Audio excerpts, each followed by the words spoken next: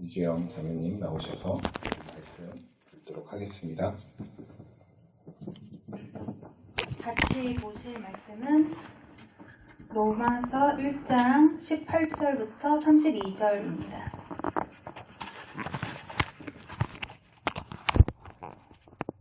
다 찾으신 줄 알고요. 하나님의 진노가 불의로 진리를 막는 사람들의 모든 경건하지 않음과 불의에 대하여 하늘로부터 나타나나니 이는 하나님을 알만한 것이 그들 속에 보임이라. 하나님께서 이를 그들에게 보이셨느니라. 창조로부터 그의 보이지 아니한 것들 곧 그의 영원하신 능력과 신성이 그가 만드신 만물에 분명히 보여 알려졌나니 그러므로 그들이 핑계하지 못할지니라. 하나님을 알 때 하나님을 영화롭게도 아니하며 감사하지도 아니하고 오히려 그 생각이 허망하여지며 미련한 마음이 어두워졌나니 스스로 지혜 있다 하나 어리석게 되어 썩어지지 아니하는 하나님의 영광을 썩어질 사람과 새와 짐승과 기어다니는 동물 모양의 우상으로 바꾸었느니라. 그러므로 하나님께서 그들을 마음의 정욕대로 더러움에 내버려 두사 그들의 몸을 서로 욕되게 하게 하셨으니 이는 그들이 하나님의 진리를 거짓 것으로 바꾸어 피조물을 조물주보다 더 경배하고 섬김이라. 주는 곧 영원히 찬송할 이시로다. 아멘.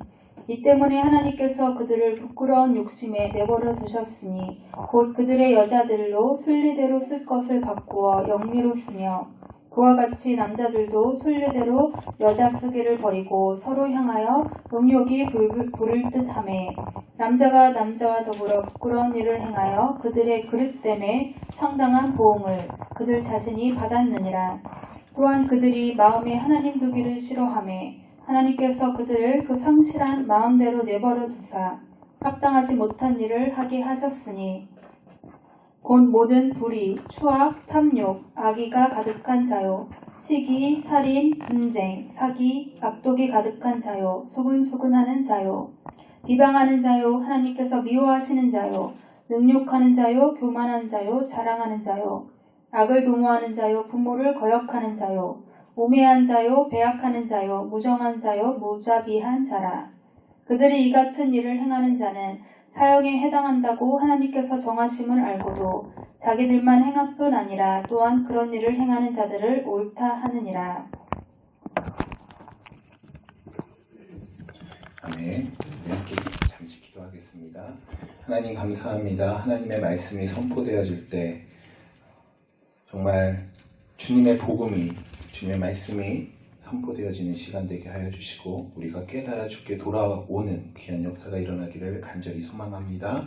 주님 함께해 주시옵소서. 예수 그리스도의 이름으로 기도하옵나이다. 네.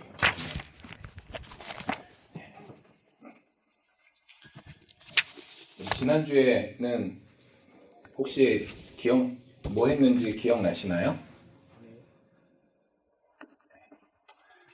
기억이 안 나시는군요. 복음했습니다. 우리 교회, 저희 교회 이름이 복음입니다. 복음교회. 그래서 복음이 무엇인가? 복음이 무엇인지 혹시 복음 아무도 없군요. 가슴이 아픕니다. 그리스도. 오, 감사합니다. 모든 영광을 하나님께. 그리스도. 복음은 예수 그리스도시라. 로마서 1장 1절로 4절까지 말씀을 근거로 예수님, 복음은 예수님이다. 그럼 믿음은 무엇이라고 제가 이야기 드렸나요? 믿음은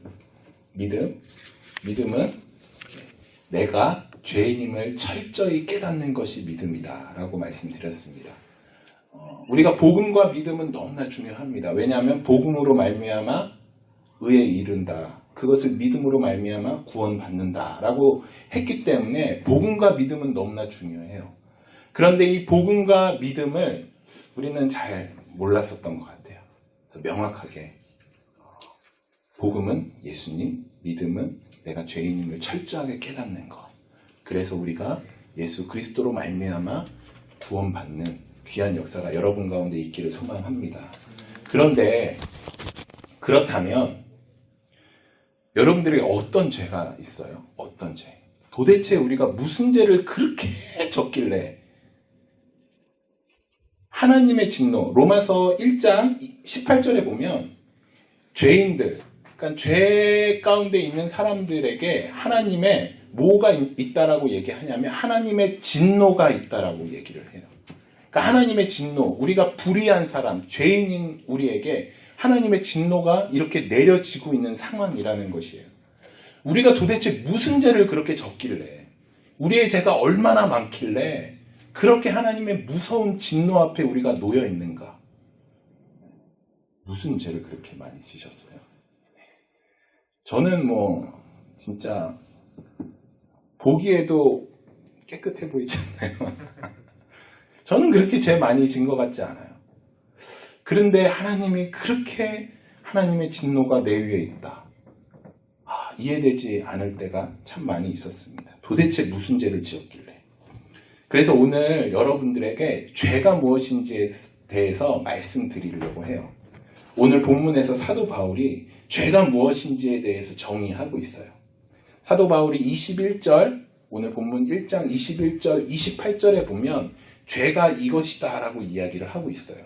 죄는 무엇이냐면 죄는 하나님을 영화롭게 하지 않는 것, 내 마음 가운데 하나님 두기를 싫어하는 것, 이것을 사도 바울은 죄다라고 이야기하고 있습니다.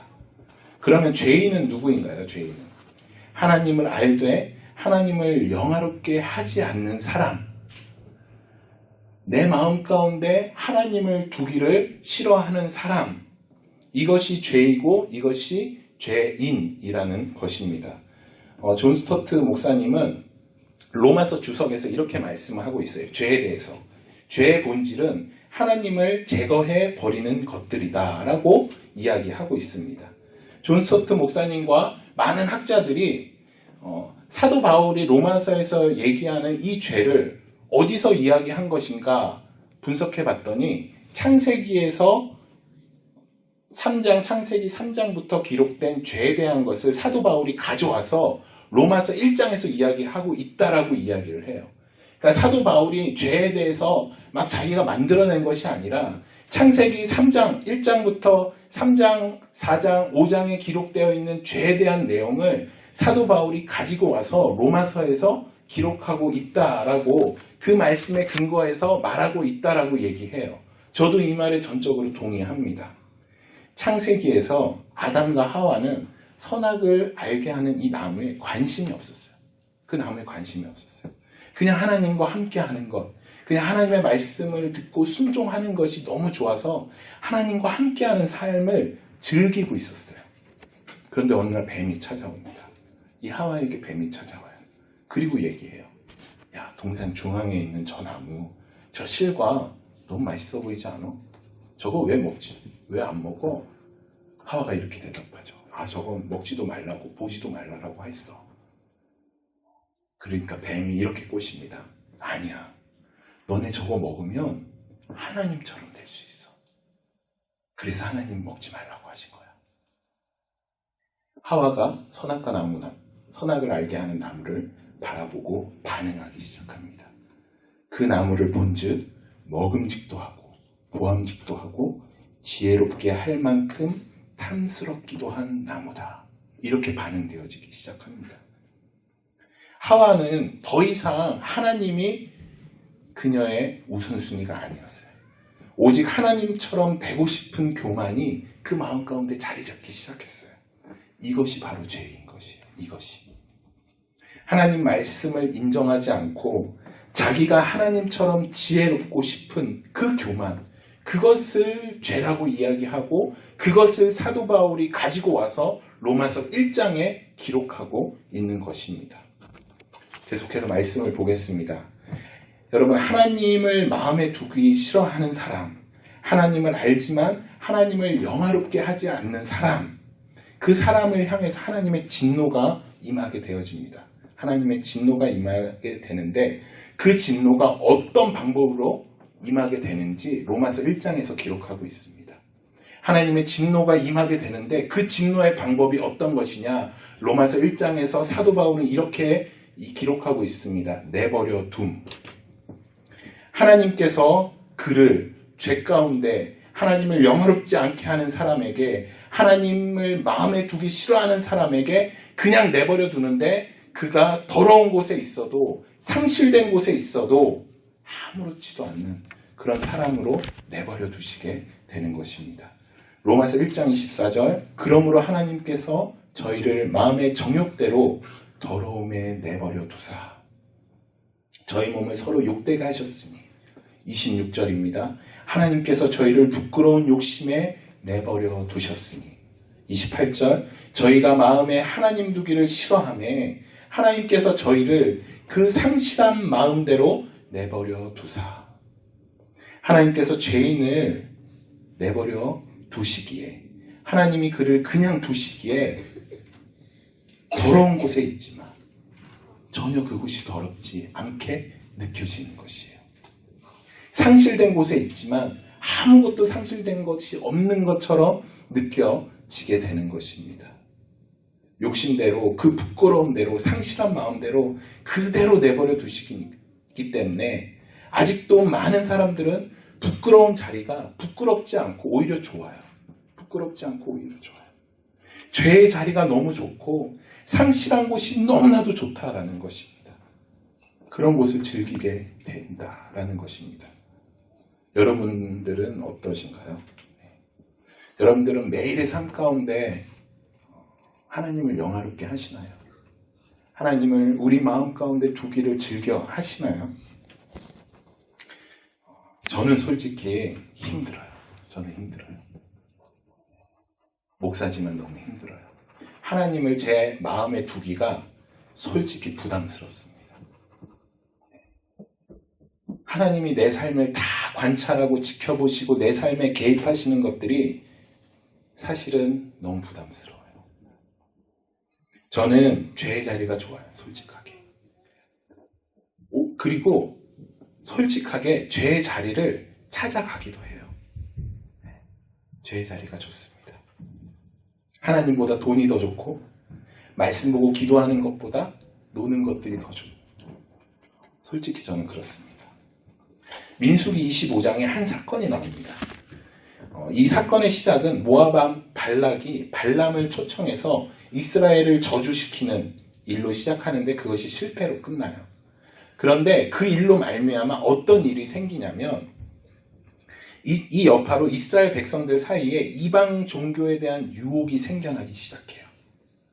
그래서 결국은 어떻게 되냐면 이 이스라엘 사람들이 그 모압에 있는 여자들, 그러니까 신전 창녀들인 거죠. 신전에 있는 몸을 파는 사람들과 음행을 저지르게 됩니다. 그리고 우상 숭배를 하게 됩니다.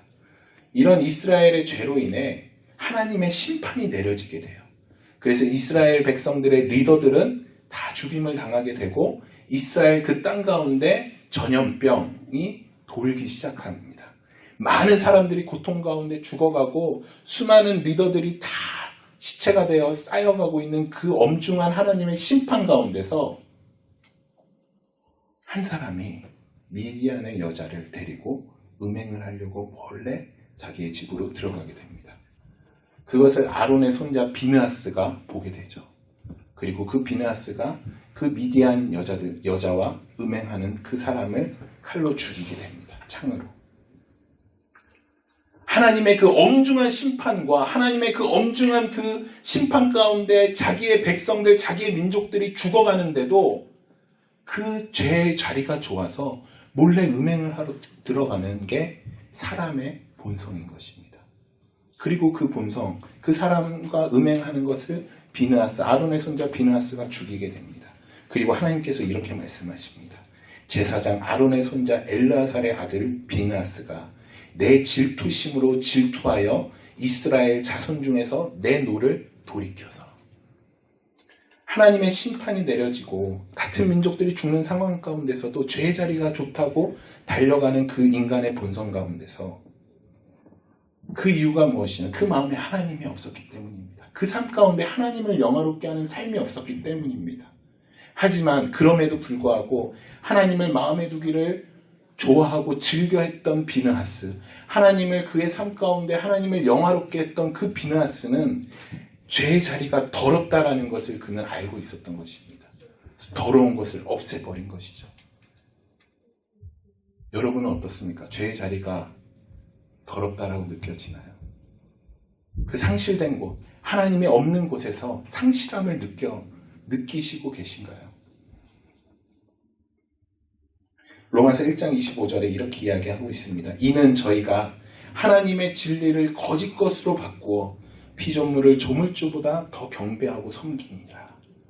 하나님의 언약의 말씀이 나와 전혀 상관없고 오히려 눈으로 볼 때 힘이 있어 보이는 돈, 연줄, 학벌, 세상의 가치 등 이런 것들이 내 삶 가운데 더 중요하고 더 무서워 보이는 그 이유가 바로 하나님을 내 마음 가운데 두지 않았기 때문인 것입니다.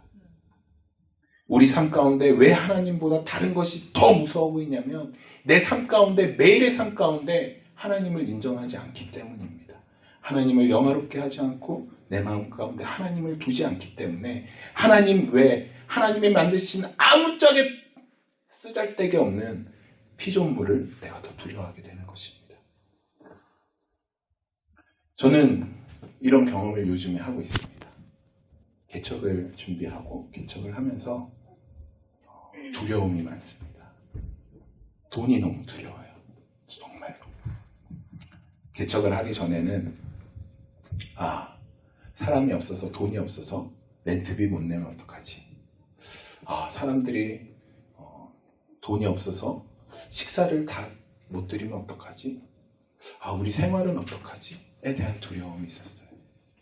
제 마음 가운데 하나님의 말씀보다, 하나님의 그 약속의 말씀보다,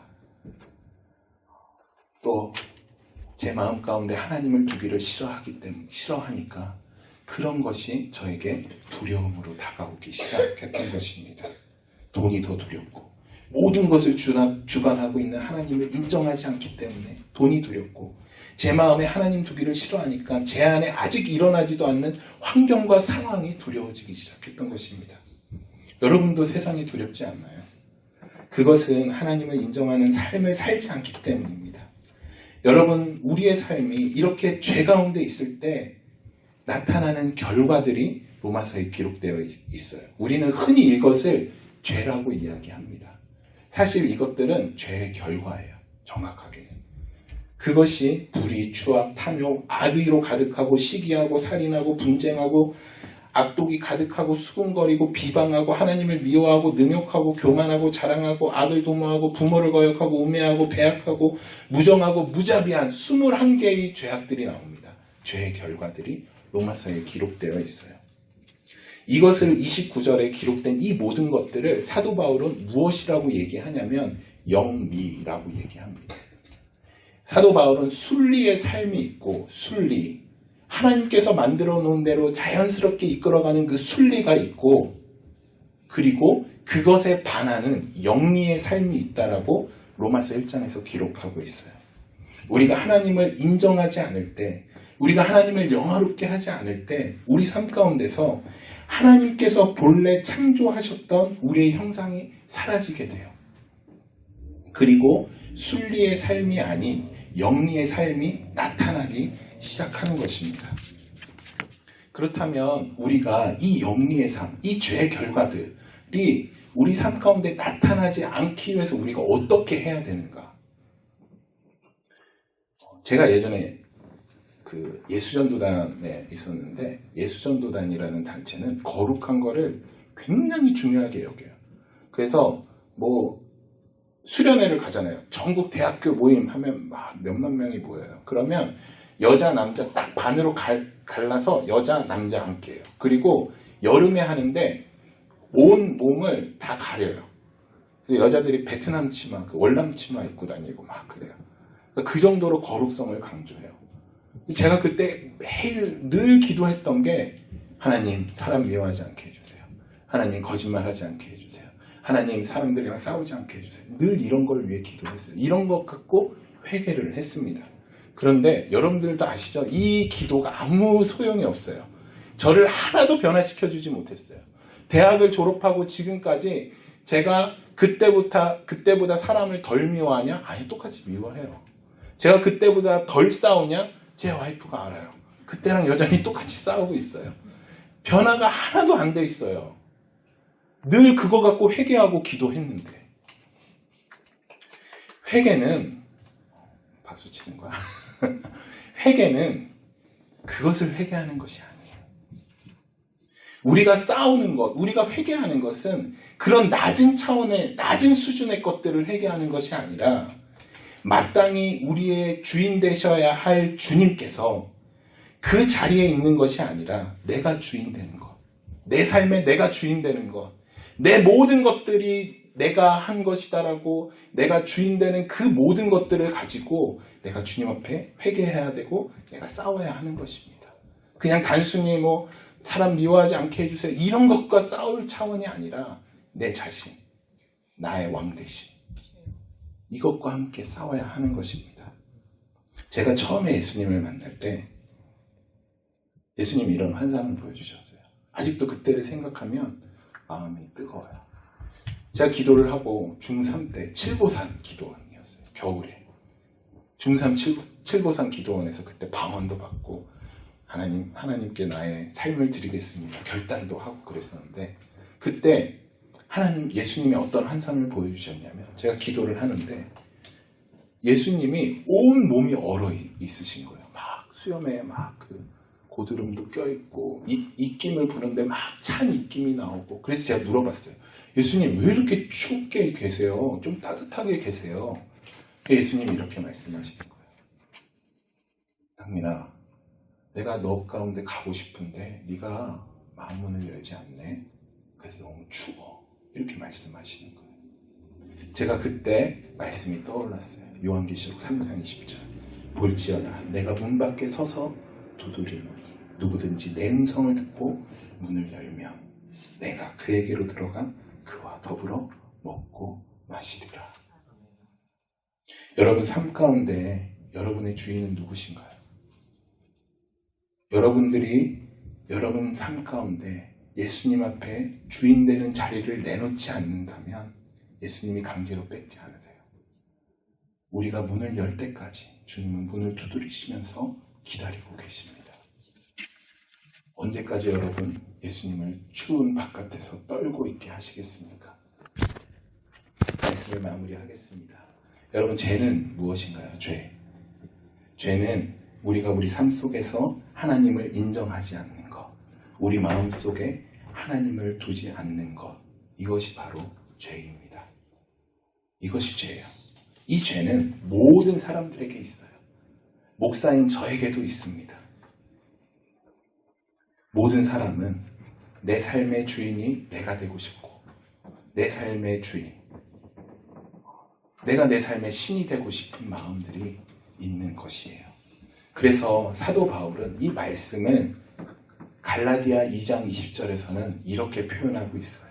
내가 그리스도와 함께 십자가에 못 박혔나니 그런즉 이제는 내가 산 것이 아니요 오직 내 안에 그리스도께서 사신 것이라. 여러분 죄에서 떠나십시오 라는 말은 단순히 거짓말 안 하고 그냥 단순히 사람을 미워하는 차원이 아니에요. 죄에서 떠나십시오 하는 것은 나를 죽이는 것이에요. 그리고 내 안에 예수 그리스도께서 살게 하시는 것, 주님이 주인 되게 하시는 것이 바로 죄에서 떠나는 것입니다. 여전히 내 삶의 주인은 내가 되고 싶고 여전히 내 삶에 내가 힘있게 내가 내 마음대로 하고 싶지만 그럼에도 불구하고 내 마음 가운데 주님 나는 죽고 오직 내 안에 예수님만 사십니다 라는 매일의 결단 가운데 우리의 삶이 날로 주님께 가까이 갈 수 있게 되는 것입니다. 여러분 삶 속에 누가 주인입니까? 여러분 삶 속에 내가 주인이 되고 싶은 이 마음을 매일매일의 삶 가운데서 주님 앞에 내어드리기를 소망합니다. 여러분 혹시 지금 죄의 자리가 아무렇지도 않으신 분 계신가요? 죄의 자리에 있는데 더러운 곳에 있는데 아무것도 안 느껴지고 이게 더럽게 느껴지지도 않는 분이 계신가요? 저처럼 죄의 자리가 너무 좋아서 죄의 자리를 찾아가시는 분 혹시 안 계신가요? 여러분 그 자리가 좋고 그 자리가 아무렇지도 않다고 해서 괜찮은 것이 아니라 그것은 하나님께서 내버려 둠의 저주 가운데 있기 때문에 그런 것입니다. 혹시 그런 분이 계신다면 빨리 마음을 돌이켜 주님 앞에 나아가시기를 소망합니다. 그래도 감사한 것은, 너무 감사한 것은 우리가 아무리 그런 저주 가운데 있더라도, 그런 저주의 자리에 있더라도 지난주 말씀처럼 저는 너무 가슴이 떨려. 이 말씀, 여러분들이 그런 자리에 있더라도 낙심하지 않을 이유는 이 말씀 때문입니다. 이 복음은 모든 믿는